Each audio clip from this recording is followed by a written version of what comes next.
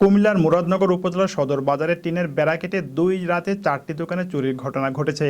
চোরের দল নগদ টাকা ও ৫টি মোবাইল সহ ৩ লক্ষাধিক টাকার মালামাল নিয়ে গেছে। মঙ্গলবার দিবাগত রাতে মুরাদনগর বাজারের মায়ের দোয়া electric and solar, Al Karim store ও করিম টেলিকমে এই ঘটনা ঘটে।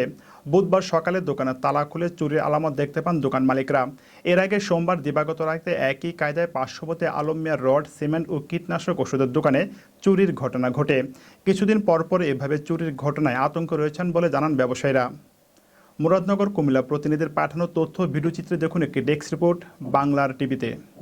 জানা যায় মঙ্গলবার গভীর রাতে একটি সংঘবদ্ধ চোরের দল মুরাদনগর বাজারের আল করিম স্টোর ও করিম টেলিকমের পেছনের দিকে টিন কেটে ভেতরে প্রবেশ করে সেখানে ড্রয়ারে থাকা মোবাইল ও নগদ টাকা নিয়ে যায়।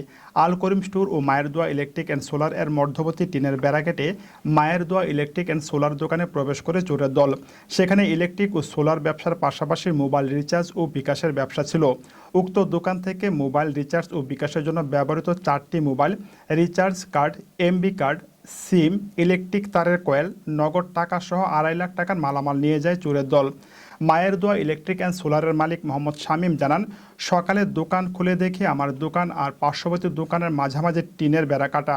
সেই দোকানের পেছনে টিনের বেড়া কেটে চোরের দল আমার দোকানে চুরি করেছে। আমি ইলেকট্রিক ও সোলার, গ্যাসের সিলিন্ডারের পাশাপাশি মোবাইল রিচার্জ ও বিকাশের ব্যবসা করি। আমার দোকান থেকে 4টি মোবাইল ও নগদ টাকা সহ 2.5 লাখ টাকার মালামাল নিয়ে গেছে।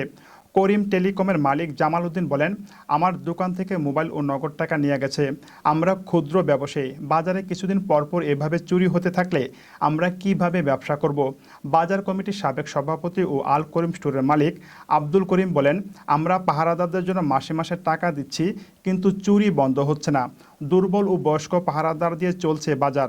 তাছাড়া বর্তমানে বাজারে কোনো কমিটি নেই। মুরাদনগর বাজারের হোমিওপ্যাথি ডাক্তার নাজমুস সাকিব তন্ময় বলেন, কিছুদিন সবসময় চুরি হয়, আতঙ্কে থাকতে হয়। এভাবে চলতে থাকলে আর প্রশাসনের শক্ত পদক্ষেপ না থাকলে চুরি থামানো যাবে না। এলাকায় মাদকাসক্ত লোকের সংখ্যা বেড়ে যাওয়ায় এই চুরির ঘটনা বেড়ে যাচ্ছে বলে জানান স্থানীয়রা।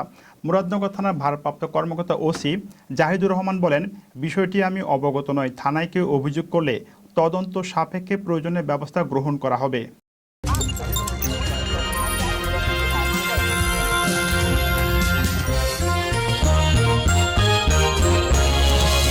গ্রাম বাংলার কথা বলে বাংলার টিভি।